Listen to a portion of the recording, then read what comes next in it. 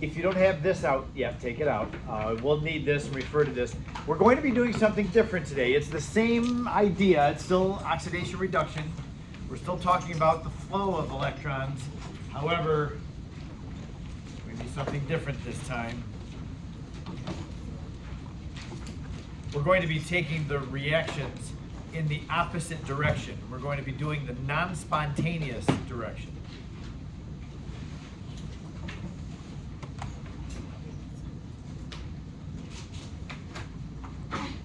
So here we are, we're on slide number 34.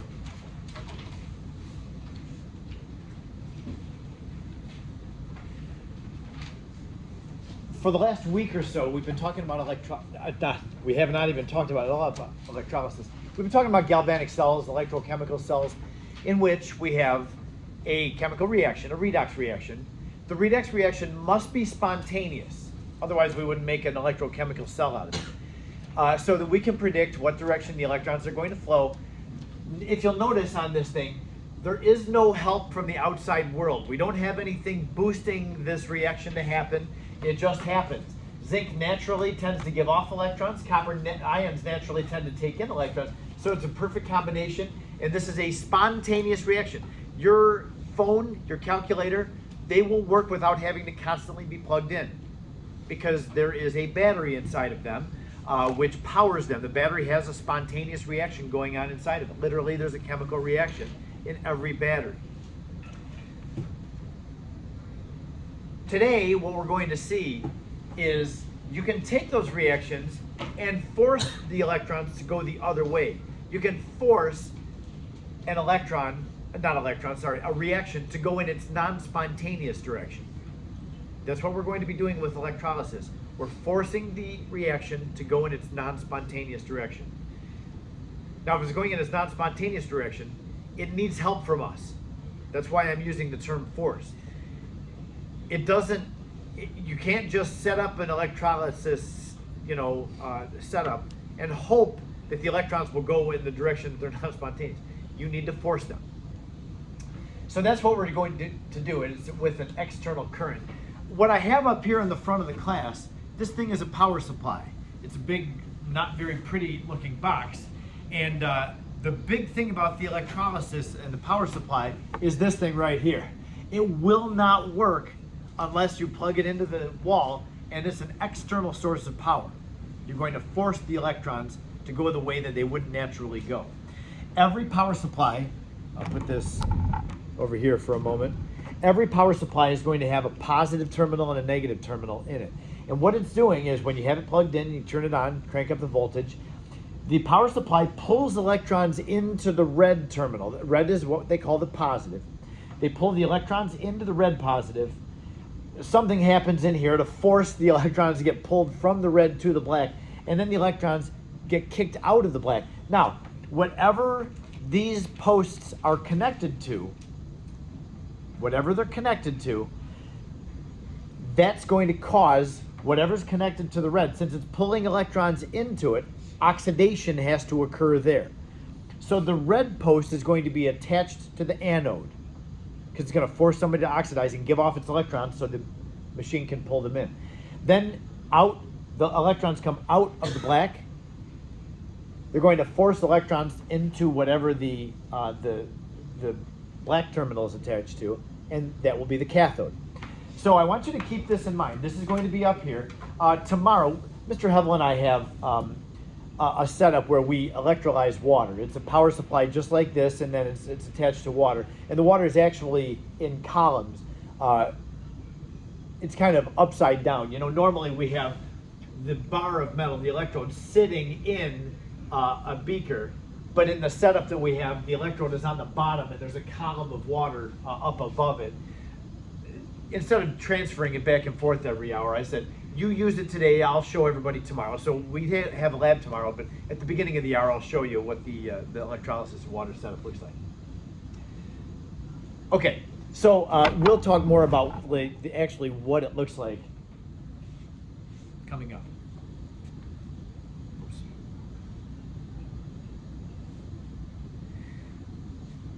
What we're going to have to answer two questions about electrolysis. Number one, one of the things that we'll have to do is what reaction, what half reaction is happening at the anode and what half reaction is happening at the cathode. That's one of the things that we'll have to be able to do with electrolysis, decide who's oxidizing and who's reducing when you're forcing something to electrolyze. The other thing that we're going to have to be able to answer is how much of something, especially at the cathode. As you see, this is like just a diagram of what electrolysis looks like. And contrast this with what we've been using in the class. Every electrochemical cell we've seen so far has two beakers, or two containers. One beaker has the anode where electrons are leaving, that's the oxidation half, and the other one is the reduction half where the electrons are coming in the cathode. You gotta have the two compartments. With electrolysis now, there's only one container, and it's gotta have the two electrodes going into it. One's attached to the black, the other one's attached to the red. The red one is over here. Remember, the red terminal is pulling the electrons in, the black is kicking the electrons out.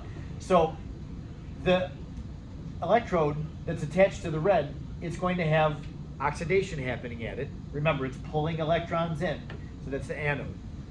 This electrode over here in the same container is going to have the cathode. So you'll have two separate half reactions happening on those electrodes. So if you're, let's take a look at this one. If we had, now this literally is a diagram of a beaker containing liquid salt. Bear with me for a moment. We're not used to liquid salt. Salt, as we all have experience with, is a solid. At room temperature, definitely, it's a solid. Room temperature, you cannot liquefy salt. You'd have to heat up salt very, very hot to get it to become a liquid. So if you have somehow the means to melt salt down, this would work.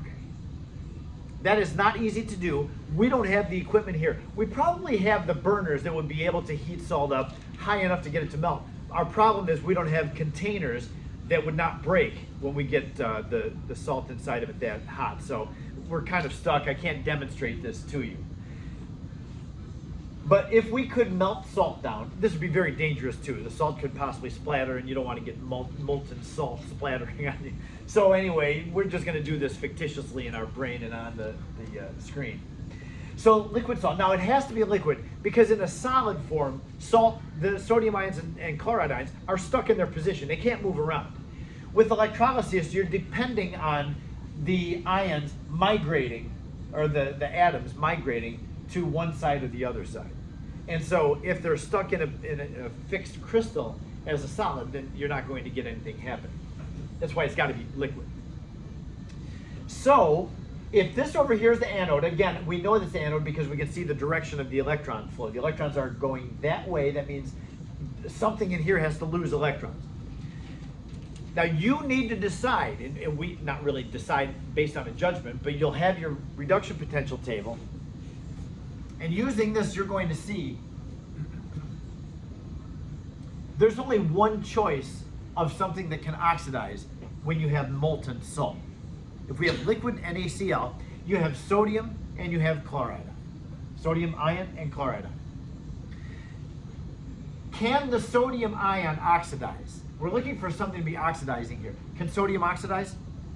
Think about this. Sodium ion is already +1. Sodium ion, if we look at the periodic table, the +1 means it has lost one electron and it has neon's electron configuration. Wouldn't sodium be able to lose any more electrons than 1? Do you ever see sodium +2? Never, never. Do we find sodium +2 on a reduction potential table? Never, no, it's not on there. You can look all day long. You're not going to find sodium +2 or +3. It only makes a +1.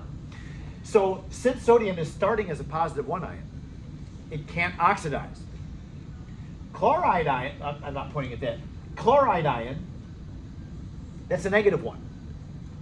It has gained an electron already. Could it oxidize? Well, yes, it could oxidize. It's not excited about oxidizing because chloride ion is very stable, having a noble gas electron configuration as an ion. However, if this thing, remember that power source, what's it doing? It's forcing something to oxidize and something to reduce. Sodium can't. Sodium is stuck. It said, hey, I know you want me to oxidize, but I'm already an ion. I can't oxidize any higher. Can't lose any more electrons. But chloride says, well, I'm stable this way, but yes, I can give off my electron and become neutral again. Now, remember, the chlorine is diatomic, so you'd need 2 chloride ions to each give off their electrons and make Cl2, and then you'd have the 2 electrons. Those 2 electrons, whoop, they go into the power source, in which eventually will force them down farther here. But what we would see here at the anode is chlorine oxidizing, the chloride ion oxidizing, and chlorine, Cl2, is a yellow gas. So you would see yellow gas bubbles coming up from the electrode. Okay? We can't do this because it would be really toxic. Yeah. We would have the possibility of splattering molten 800 degree sodium chloride on ourselves, and it would be releasing chlorine gas. I've told you about chlorine gas. I don't enjoy breathing it. You wouldn't either. So, not doing it. It would work. This will work, but yeah, we can't do it. So, this half reaction is going to happen. It's the only choice that we have. It turns out the molten salts, when you have to figure out what's happening at the anode and the cathode, molten salts are the easiest thing, because there's only one of the 2 things that can possibly oxidize, and that's, in this case, the chloride ion. There's only one thing that can possibly reduce. Chloride ion can't reduce. Chlorine is a -1 here as the chloride ion, and it has gained 1 electron. It's not going to gain anymore. It's got a noble gas configuration already, and it's good the way it is. So you never see a chloride -2 or -3.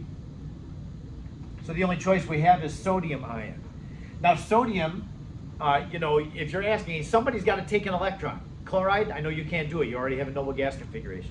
Sodium says, hey, I have a noble gas configuration too, but okay, I can take my electron back and become neutral, and that's what it does. Sodium ion, which has 10 electrons, gains that electron back so it has 11. That makes neutral sodium. Neither of these is excited about doing what they're doing, but the power supply wins. It forces something to oxidize, something to reduce. So this is the kind of thing that you'll have to do. You'll have to determine what happens to the anode, what happens to the cathode. Something has to oxidize, something has to reduce. Okay, let's look at the next slide. Just another one term about when you have just a pure salt, and it has to be a liquid form. That's why I keep mentioning molten. It won't work if it's a solid salt. So it's got to be nice and hot, melted down. It's the nonmetal that's always going to oxidize because it already has the extra electrons. Got to get those electrons off and go neutral. And then it's the metal that has lost electrons, making it a metal ion. It will gain those electrons back. So the nonmetal oxidizes, the metal reduces. When you have a solution, when you have an ionic compound dissolved in water, then you have water molecules in there as well. And so that's the next thing that we're going to take on is, okay, well, what if you have a solution? Before we get to stuff dissolved in water, let's just look at pure water. Now, before we talk about electrolyzing water, let's look at what water is like if we just let nature do what nature's going to do.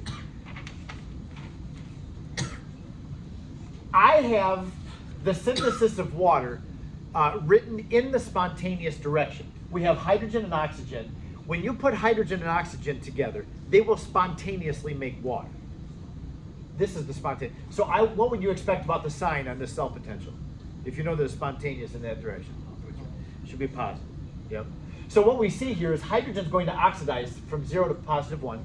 Oxygen is going to reduce from 0 to -2. Yeah? So we have a redox reaction. You can look those values up. The oxidation of hydrogen is 0.83. It's right on the table. The oxidation of hydrogen is one of those reverse ones because it's oxidation. Then the reduction of oxygen to water has a positive 1.23. So that means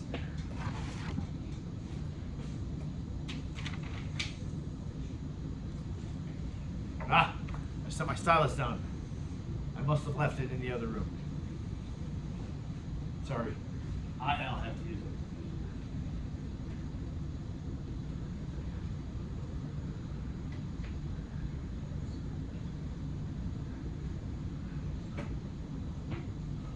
I have extra styluses too, and I should leave one out here instead of having it in the back room too. Okay, So anyway, the oxidation potential of hydrogen and the reduction potential of oxygen add together to give us 2.06 volts. So obviously that's spontaneous. Now, that means that if the forward direction is spontaneous, the reverse direction is not spontaneous. Thank goodness. When I'm thirsty and I have a nice cold drink of water, and I think, oh man, I'm so thirsty, can't wait to drink this. Oh no, my water just changed to hydrogen and oxygen and they became gases. Oh man, no, we never have seen that before. It's because the reverse direction is not spontaneous. It's not just naturally going to happen. However, we can force it to happen. We can force this to do that by taking water and running a voltage through it. That's electrolysis. So we take a sample of water, stick 2 electrodes into it, and kick the voltmeter, not the voltmeter, but the power supply up past 2.6. You do have to go higher than this. If I just put the electrodes in and the power supply is cranked up to 1 volt, nothing happens. It's got to overcome this spontaneous cell potential. So anything higher than 2.06 volts is going to cause water to electrolyze, and the reverse reaction will happen. The power supply is going to force the hydrogen to reduce back to hydrogen, neutral, and the oxide, the O-2, will have to oxidize to O2. Okay, so that's what that's saying out there. Now, I do have a little footnote down here. It does require, this process, it will not work in pure water. There's not enough ions to support the movement of charge. So you do need to just spike it a little bit with some sodium chloride or sulfuric acid or sodium sulfate. Some little bit of electrolyte in there just to allow the charge to flow. That's got to be there. This is not important enough so that I would ask you about it on a test, the electrolyte part, but I just want you to know that, like, if you ever had the chance to, take like a 9-volt battery and connect a couple of wires and put them into water, that will work. That will electrolyze water, but pure water will not work. You'll have to just drop some salt or something into it. Okay. Now the next thing is, what if we have a solution of sodium chloride? Now I'm going to just make a sketch of this. Sorry, Maddie, I'm going to just show the whiteboard on this too. So if we have a beaker, I think it helps to see this thing drawn out too. So we have a solution of sodium chloride. There's sodium ions, chloride ions, and water molecules. It's not just molten sodium chloride, it's dissolved sodium chloride. So we've got 3 of these things in there. And so now I've got 2 electrodes. What are the electrodes made of? Some inert conductive material, we'll just call it platinum. Could be graphite. These platinum bars, this is not going to be a spontaneous reaction, just sending electrons around, so they have to have the power supply connected to it. And so the electrons are going to flow this direction. As long as the left side is red, red is the positive terminal, that's the one that pulls electrons into it. So that's going to force something over here to oxidize. Over here, something has to reduce. The power supply is forcing this to happen. Okay, now when you have more than just sodium ions and chloride ions, you got water molecules in there too. Now you have to look at all the possible things that could oxidize. We've decided that the sodium ion can't oxidize any higher than +1, so it's not a candidate. So over here is the anode. And what can oxidize? Not sodium, but the chloride ion can oxidize to Cl2. And water can oxidize. The oxygen in water can oxidize to O2. So what we need to do is we need to figure out which one of those 2 things will happen. Only one of them is allowed to happen. We have to figure out which. Better balance that by putting that there. So what you're going to have to do is you have to look at the oxidation potential of the chloride ion and the water. Whichever one is more positive is what's going to happen.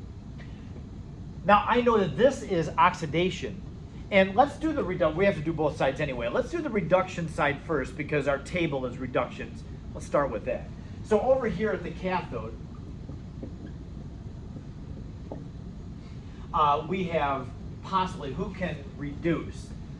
Chloride ion can't reduce because it's already a -1. It doesn't go any lower than -1. But the sodium ion can. Sodium can go to Na neutral. And the water, the hydrogen in the water can reduce to H2. Which one of those two is going to happen? Well, we take our reduction potential table. That's why I asked you to take it out at the beginning. Sodium reducing, Na positive reducing to Na. You can see where it is. It's on the lower right. Very unfavorable for reduction. The reduction potential of sodium is -2.71.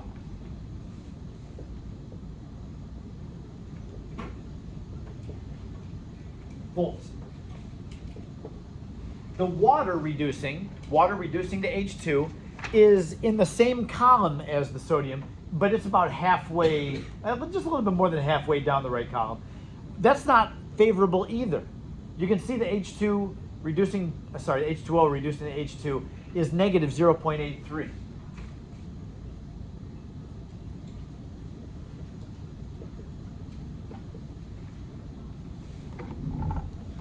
So when you look at these two, you think, well, that's not crazy about reducing, and this one's not crazy about reducing. Is there anything else in this solution that could possibly reduce? No. The only other option you have is chloride ion. Chloride can't reduce. Cl negative doesn't go on any lower than Cl. Look on this whole thing. Do you see any Cl -2s? No. Chloride can't reduce. So what you have to do is you have to choose the one that's most favorable for reducing. Neither one of them wants to reduce, but the one that's most positive is still negative, but the reduction of water is going to be what happens here at that electrode. So, and usually that's what's going to happen. When you electrolyze something, remember, electrolysis is forcing a reaction to happen that wouldn't otherwise happen. So it's not a surprise that these are not interested in reducing, because salt water is just content staying as salt water. So I'll use a different color here, and I'll circle. This one is what's going to happen at the cathode. And then we'll have to do the same exercise over here at the anode, determine the oxidation potential. Now, I didn't leave myself very much room, and this is a bummer. So I'll just do this. The oxidation potential of Cl negative, and then the oxidation potential of water. Let's just do that. And then we'll circle the one that is more positive. So what's the oxidation potential of Cl negative? Can you find it?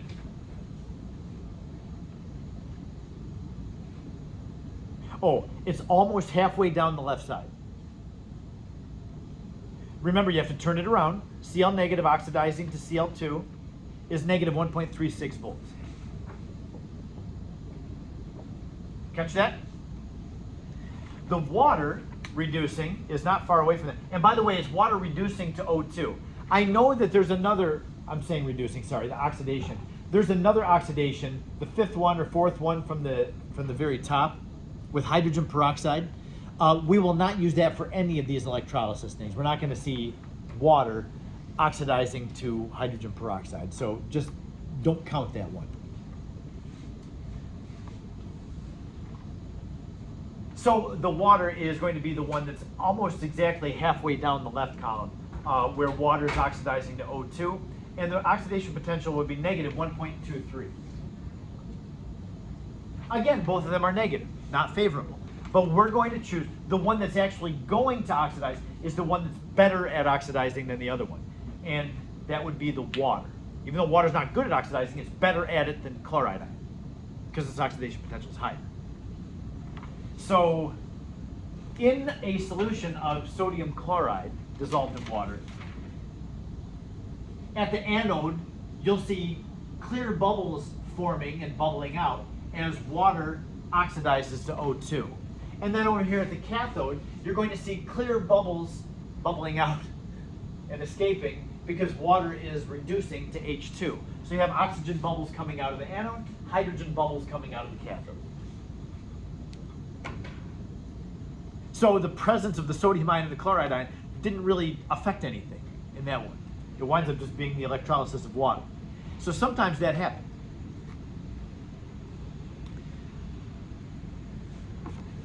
This is one of the things you have to do with electrolysis. You'll have to figure out what's happening at the anode and what's happening at the cathode. And this is how you do it. You look at all the things that can oxidize. They'll possibly be at the anode. Then which one do you choose? The one that's got the higher oxidation potential. Then you look at everything that can reduce, figure out all the reduction potentials, and the one that's most positive is what happens at the cathode. Let's try one as an example. Now I've got two on this slide. And this is the kind of thing that the book is going to have. What half reaction happens at the anode and the cathode when these are electrolyzed. I'm going to skip A and let's just do B. So we have, and I can draw a little sketch of this one right on, since we're not doing A, I'll use the space in A to draw. So we have a beaker that's got water in it, and in the water we have zinc ions, iodide ions, and water molecules. And this thing contains the two electrodes connected to a power supply, like this. So we're going to assume now, you can't tell from the power supply which is which, so we have to just define which one is the anode, which one is the cathode. So we'll just make electrons, as I always do, going from left to right. So positive on the left, negative on the right. The electrons always come out of the negative. Okay, so we need to decide at the anode. Oxidation is going to take place. Who can oxidize in this solution? Can zinc oxidize? Does zinc go higher than positive 2? Nope, never seen a positive 3 or a positive 4 zinc. Now, once again, if you're not sure, you look on here. Do we see any zinc 2 oxidizing higher than 2?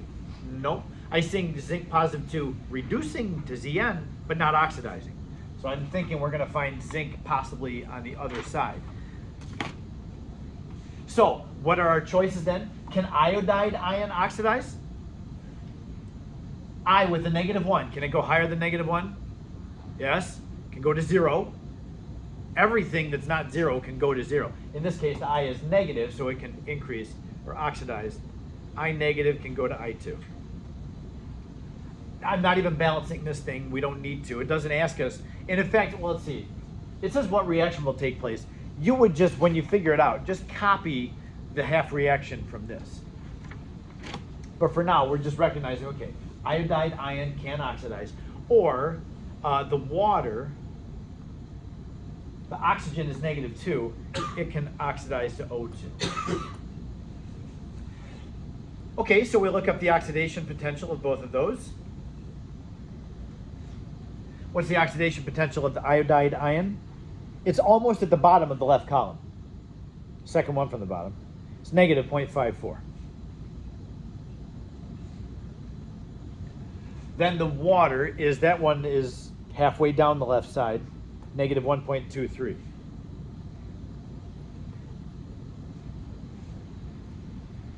And these are your only two choices. Because again, zinc is not going to oxidize, it's already a +2. So our winner here is the one that's more positive. That one. Yeah? Do the same thing for the cathode. I use a different color for that. So for the cathode, what can reduce? Zn +2, oh yeah, that can reduce to 0. So we have Zn +2 going to Zn neutral. The iodide ion can't reduce. We don't know any more negative charge of iodide other than I negative. So not that, but the water can reduce. The hydrogen starts as +1, it goes down to 0. Oops, not H2O again. There. Makes H2. Okay, so find the reduction potential of these.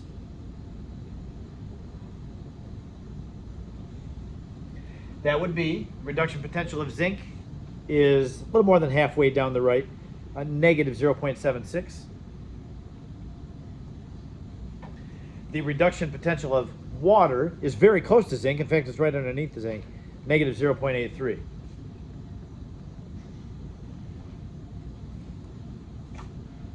Which one reduces, the zinc or the water?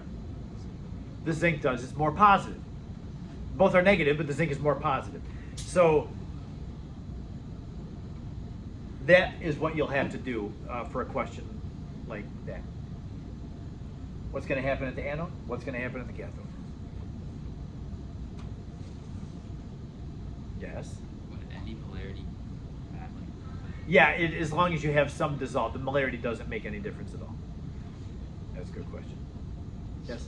So like in general, water does.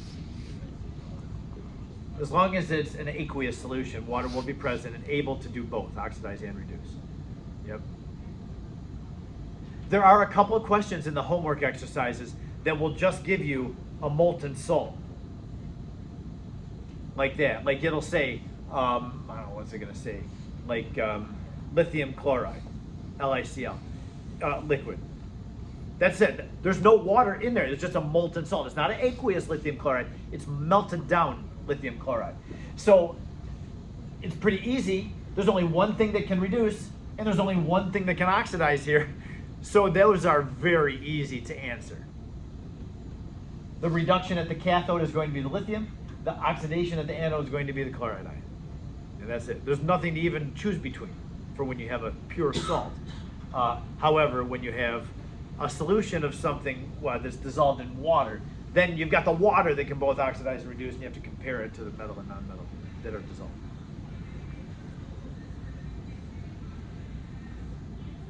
We okay? There's a lot here, and sorry that I have to spring it all on you on one day. So there's one other thing that we're going to do, and that's what we just finished. The last thing is, when electrolysis happens, we will sometimes need to be able to calculate how much, especially at the cathode over here. Now, let's see, I'm not pointing the wrong thing. This is a, we can actually have a 2-compartment electrolysis set up as well. As long as you have a salt bridge, you can force the electrons to go in the non-spontaneous direction for something like this too. So if we are forcing the electrons to leave the iron and go to the zinc, that means that the Zn positive 2 is going to be forced to reduce to Zn. I feel like I'm yelling, talking over that, sorry. Maybe she's got like partially deaf students over there and it needs to be real loud. But anyway, we have the process of zinc reducing onto the bar of zinc. Anytime you have a metal that reduces and coats the electrode, the term that we use for that is plating. And you may have heard of gold-plated jewelry before. Sometimes car parts or other machines are electroplated. You can buy tools that have like a cobalt plating on them or titanium plating. Well, that's what's happening is they set up an electrolytic cell and they take ions of a metal and they run electrons into it and they plate the ion as a metal onto the metal, to the base metal. Gold-plated jewelry is never a good idea. We've had gold-plated jewelry, you know, in our family and that kind of thing. It always works. You can buy it like, I don't know if you've ever seen gold-plated jewelry, but you take a fairly cheap metal, like copper, brass, and put it into a solution that has gold ions in it, and then electrolyze it. The gold will actually plate onto that cheaper metal. So when you take it out, it looks like all you can see is the outside of it. Oh, it's beautiful, pure gold. It looks just gorgeous until you do something with it, like wear it on your skin. Wearing gold-plated jewelry on your skin is eventually going to wear the gold off, and so you're just left with, you know, the not so pretty metal visible. And sometimes it'll even turn your skin green. If you have copper in that metal, copper against your skin will turn to green eventually. So that's kind of embarrassing. Guys, if you can't afford real gold, then don't buy gold plated. Just save your money and get the real thing. Seriously. Okay? Because yeah, plated gold will not turn out well. Eventually the plating is going to wear off. But it's a thing. So what we're going to have to do is determine what mass of the metal plates onto the electrode. What mass of the metal plates on. So that's going to be determined by how many electrons we're able to come in here. How many electrons comes in will affect how many atoms or ions will gain those electrons. So the stoichiometry, on the next slide, I have the process for it. It's going to seem kind of intimidating at first because there's 5 steps, but stoichiometry is never that complicated, and this won't be either. Don't be too wound up about the 5 steps. People don't tend to have a hard time with this. Here's what we have to do with stoichiometry. This is my 5-step process. Each of these represents a conversion factor. But we are going to need one other quantity to be able to finish this. If we want to know how many electrons are coming into the cathode, that means that we're going to have to know what the current is. Current's not the same thing as voltage. I had mentioned this before. Voltage has to do with how reactive the anode and the cathode are and how much the electrons are being pushed over, like what force they're being pushed with. But the current measures how many electrons are coming through. And that's a function of how thick the wire is and how concentrated your solutions are. So, yeah, the current is measured in a unit called amperes, and or amps. You've heard of amps before. An ampere is a coulomb per second, like measures a rate of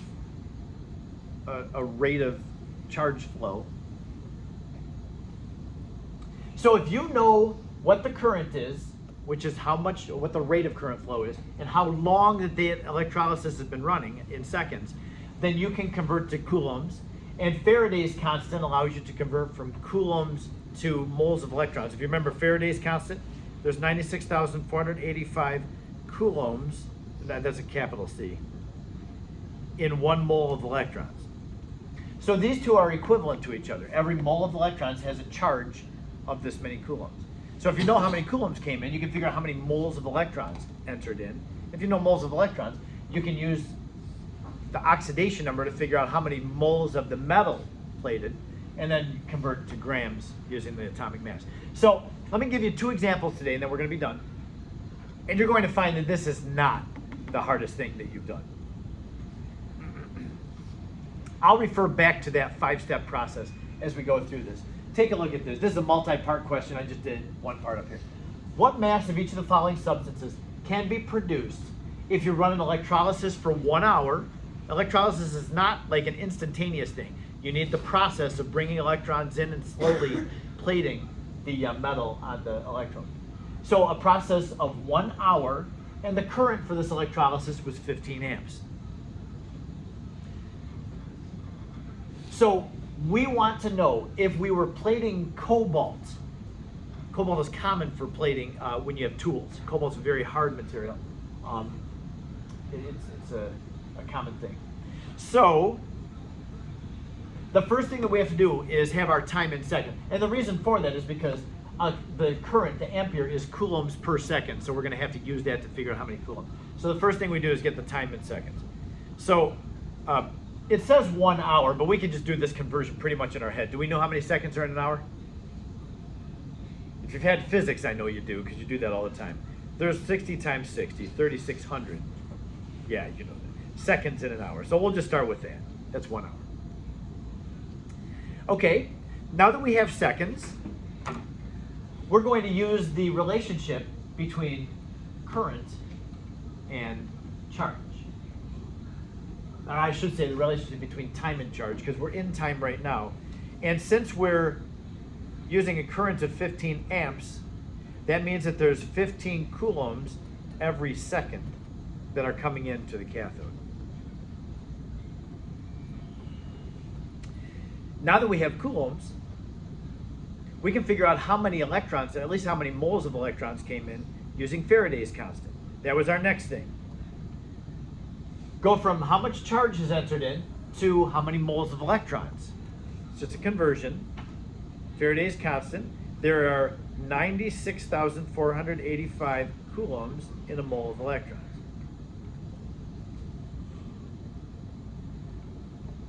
So the seconds have canceled out, the coulombs have now canceled out, and we have moles of electrons. So up to this point, we now know how many electrons, how many moles of electrons have come into the cathode.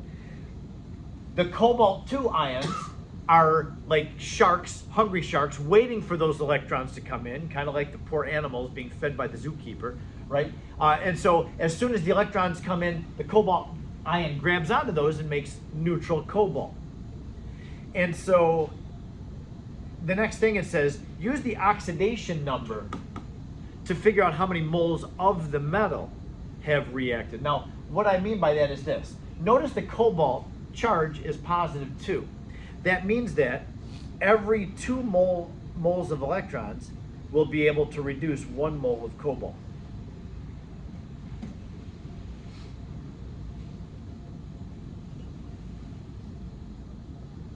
Because of the charge on cobalt. Yeah? Now that we have, oh, look at this. Moles of electrons have canceled out, and we're left with moles of cobalt. The question was, what mass of each metal? So we need to get to mass of cobalt. That's easy enough. Just use the periodic table. The atomic mass of cobalt is 58.9 grams. So it's 58.9 grams of cobalt in 1 mole. The moles of cobalt cancel, and we're left with grams. That's what I asked for. So the stoichiometry of this, once you've done it a couple times, you just find that each unit guides you to what the next unit is and what the next step is. It's not crazy. I know that we do have a new quantity in here, current, but coulombs per second is pretty easy, really. It's a nice, easy conversion factor. So we just crank this thing out, and if I'm going to ask you to calculate. I'm not going to take the time to do it.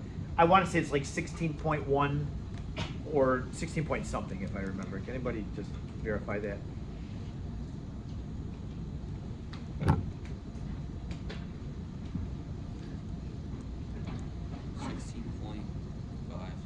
16.5, okay.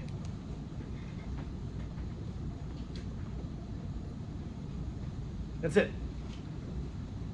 That's what we do for finding how much of a metal plates at the cathode. We're not looking at the anode. Anode is, it's the loss of electrons, is where the oxidation happens, and we're creating ions, usually, when something oxidizes. At the cathode, ions are sitting there waiting for electrons to come in. They can plate as a neutral metal. And that's what we see here. That's really where we're interested in. I got one more example of this. This will be the last one for today. An unknown metal that we'll just call M is electrolyzed. It took 74.1 seconds for a current of 2 amps to plate out 0.01 or 0.107 grams of the metal from a solution containing MnO3 taken 3 times. Is this term helpful at all? Yes, it is. Why is it helpful? We now know the charge of the M. That's important. Notice we had to know the charge of the cobalt to know how moles of the metal were related to moles of electrons. So yeah, that's really good to know that that's MnO3 taken 3 times. Identify the metal. Okay, we can do that. Always start these with the time. So the time was 74.1 seconds. Remember, the first step was to get into seconds. Okay, well that was nice. It already is in seconds. And the seconds leads us to using the current, because 2 amps means that it was 2 coulombs every second. And the seconds cancel out. Well, the coulombs lead us to moles of electrons because of Faraday's constant. There are 96,485 coulombs in a mole of electrons. Well, the moles of electrons leads us to how many moles of M will reduce. M is a positive 3 ion.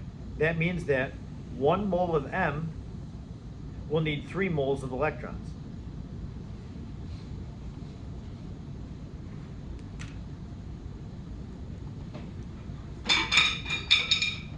The moles of M will lead us to, the question is, what mass, let's see. The question is identify the metal, so we don't know what its molar mass is, do we? If we knew the molar mass, we could figure out what metal is. It tells us in the problem that we've plated out 0.107 grams. Okay, so 0.107 grams is going to be the answer to this whole conversion. We do this whole process so we can figure out what mass of the metal has reduced. So that means for the M, every 1 mole of M has a certain mass, but we don't know what it is. So we're just going to call it X grams. Call it X. Now, I will acknowledge there's more than one correct way to do this. If your brain took you a different way, then you're probably right.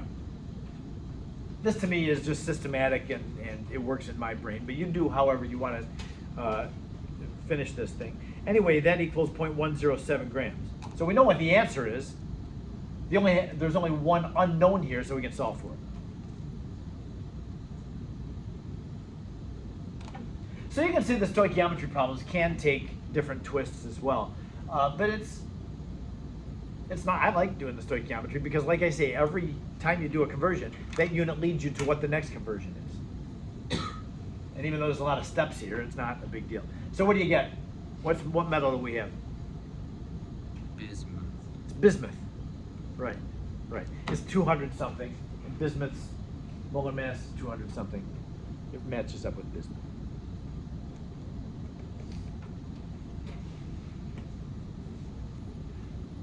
Because as soon as you find that X is the molar mass, then boom, you got the periodic table figured out.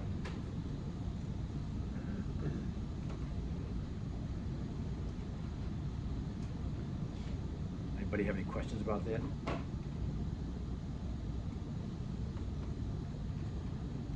That's my story. That's it for chapter 18. What else do we have here? Yeah, tomorrow we're going to do an experiment. It will be electrolysis. So your lab station is going to have one of these power supplies at it, and it's going to have wires. You will need an ammeter, which is an amp meter, which measures current. Because I'm going to tell you, and let's see, you're going to have a solution of sodium iodate. It needs to be acidified, so you're going to just add in a squirt or two of sulfuric acid. Literally a squirt or two, it really doesn't matter. As long as you have some hydrogen ions there, it's fine. So it's acidified sodium iodate solution. Run the electrolysis. You're going to see there are observations that you can make at both electrodes. It's great because you'll see things happening in there. And your observations will help you to verify what the half reaction is. Because if you observe